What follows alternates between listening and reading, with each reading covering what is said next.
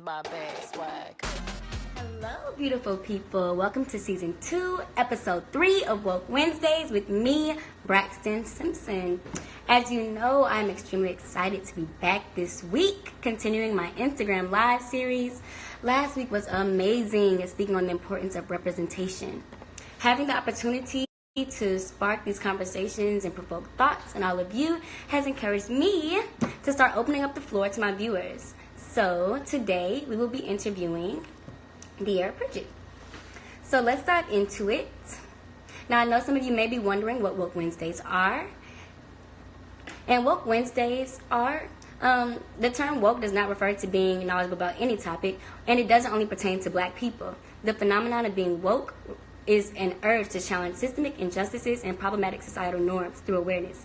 Becoming woke refers to being aware of the injustice, the discrimination, the racism, and or the ignorance conducted in a space a person inhabits, regardless of their skin tone. Being woke means being aware. And on Woke Wednesdays, we will have discussions with hopes to make this world a more socially aware place. So today's topic is colorism. I welcome your woke moments. Drop comments if you have any questions. Let's talk about it. So, crazy thing, me and De'Ara have known each other for quite some time now. We played basketball against each other growing up. We had a few of the same friends, and we've always been like friends on Instagram.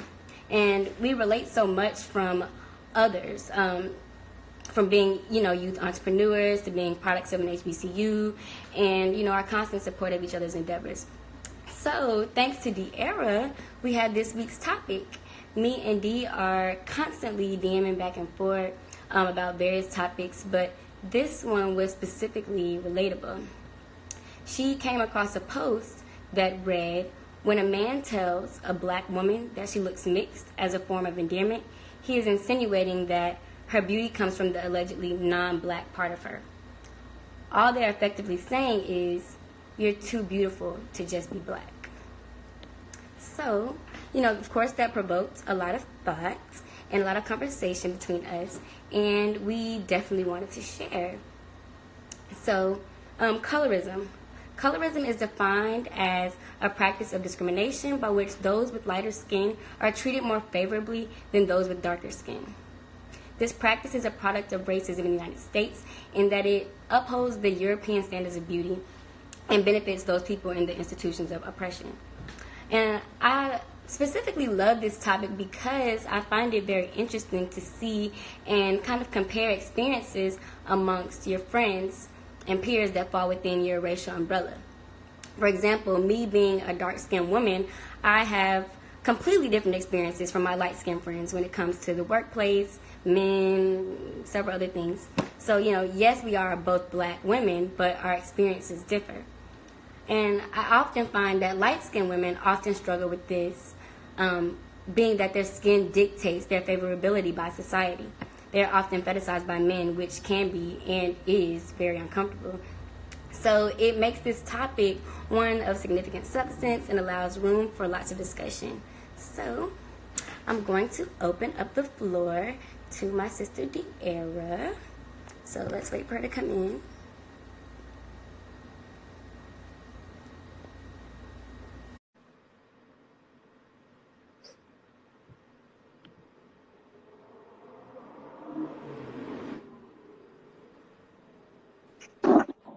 Hey, girl. Hey. Okay, so introduce yourself. Tell us where you go to school, what you do, your business, all of that.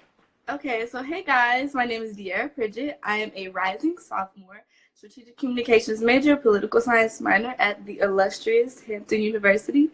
I have a hair company, Larie Hair Collection. I sell, mink bundles, closures, frontals. I make units, all that type of stuff.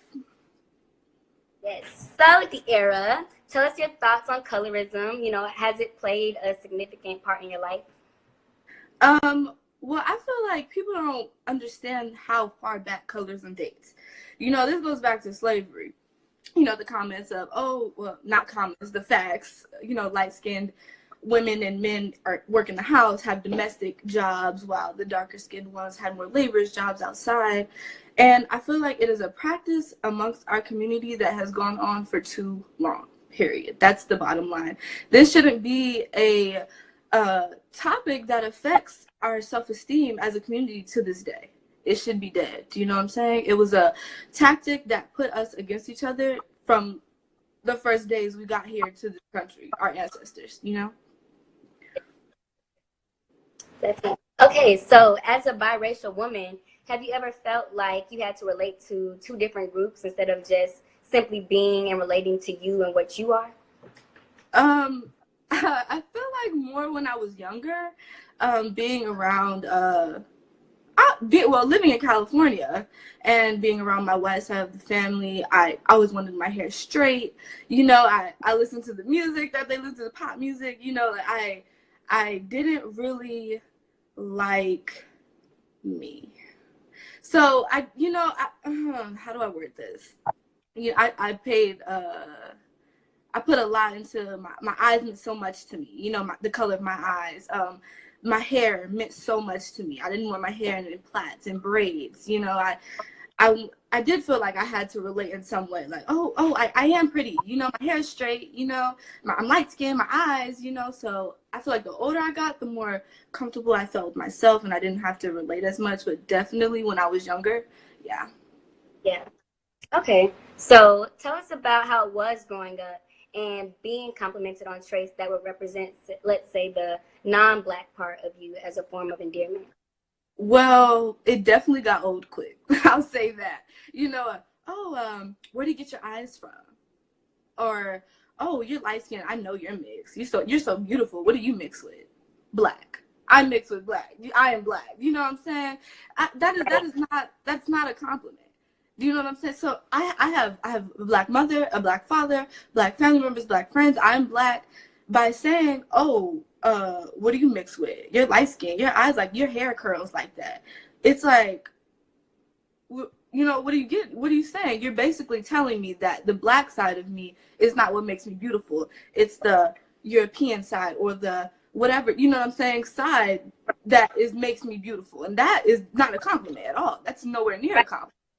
Exactly, and that's the type of things that we have to get at, and the type of things we have to start instilling in our youth. Like, Black is beautiful, regardless. Okay. Black is, and Black comes in so many different shades, colors, sizes, and it is just so important that we instill that into, you know, our community, and we start because you have little girls, little Black girls that grow up and just don't see themselves as beautiful, and that just kind of goes back to speak about the thing about representation. They don't see people that, you know, look like them, and they just don't get that boost of energy that they need from the community.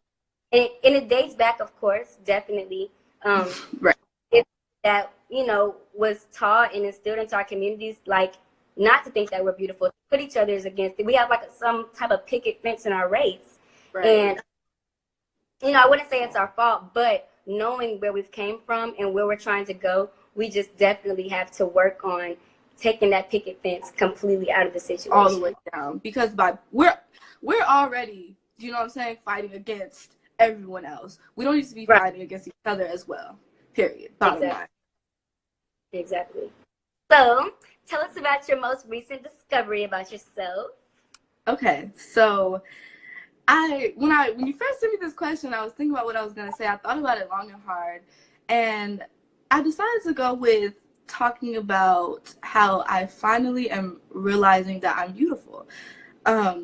Solely, not in the cocky way, but in the sure in yourself way. For a long time, I battled with just nitpicking at every single flaw that I could find. Every single one, to the point where it was nights where I would just cry. So I would say the most recent discovery about myself was like, I'm good. You know what I'm saying? I'm Black, I'm beautiful, I'm intelligent, I'm smart, I'm going to be okay. Do you know what I'm saying? Right. With a good straight head on my shoulders, everything is going to be okay. You know, I think it really started to go uphill when I got to college, being at an HBCU. I know. being at an HBCU, it just harbors this energy. Do you know what I'm saying? That just really makes you accept your blackness for what it is, and it is beautiful. And you you believe that, you feel it in your heart. You know, like being at Hampton 1 year.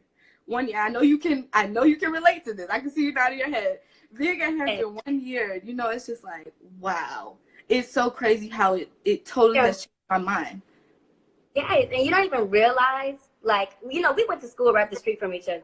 Mm-hmm. So you don't even, like, in high school, I didn't even realize how much of myself that I was holding back, how much of myself I was conserving, until I was in an arena where I was around a lot of Black people, and I didn't have, I guess, that pressure that I didn't even realize that I had on myself to be a way. And when I got to Tennessee State, I was like, whoa, like, I can be unapologetically me all the time.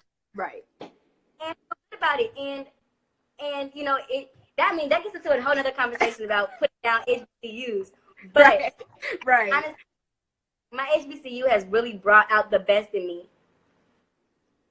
It has. And right. I can completely relate to what you said. Definitely. Right. And I feel like, I was about to go into a whole other topic, because people love down at HBCUs, but you get so much out of that money could never buy. Money could never buy me. And let me not even go there. But yeah, just back to my recent discovery by myself. Also, to tap in, one thing I've learned at HBCUs is I'm trying to see how I could word this. Colorism exists heavy there too. It goes back to what I was saying about how this is the black and black situation, you know. And even at my HBCU, I hear those comments all the time. Those comments don't come from white guys. Do you know what I'm saying? Those comments don't come from other races. They come from Black men, you know. And it is something that is outdated, period. And I hope that I can share that more to my peers and to the people at my U, just so they're enlightened, you know. So they may not even know, you know, the history and how it affects us girls, not even us girls, guys too, you know, like just how it affects our mental. You know, I feel like if people just knew more, they'd be able to adjust and make that change, so we don't keep having this issue. Right, and that's the whole point of this Woke Wednesday, is just having these type of conversations to make people more aware. Because sometimes people, you know, just do things and say things and, you know, think that it's a compliment, or think that it's not, or don't see anything wrong. But it's just the fact of being more aware. And, you know, that's the whole purpose. Because you don't really know. Sometimes people really just don't know that the things they could be doing could be tearing somebody's self-esteem down, or whatever the Right. So, yes. What advice would you give to little Diera if you could go back in time? If I could go back, what would I tell little me? Just be you. There's only one you in this entire world, and she is great. You don't have to doubt her. You don't have to try to make her into someone else that you might think is more pretty or more smart or in a better position. You know, you just have to be you. When you fail, when you win, through everything, you have to love you. Because at the end of the day, you is all you got. There's only one of you. So why try to be someone else when you could be you? Period. That's what I would tell me. Yes. I love it. Thank you for your time today with us, Diera. So tell the people to find you on social media and your business information. Okay, so my Instagram is DAIRAH_LARIE,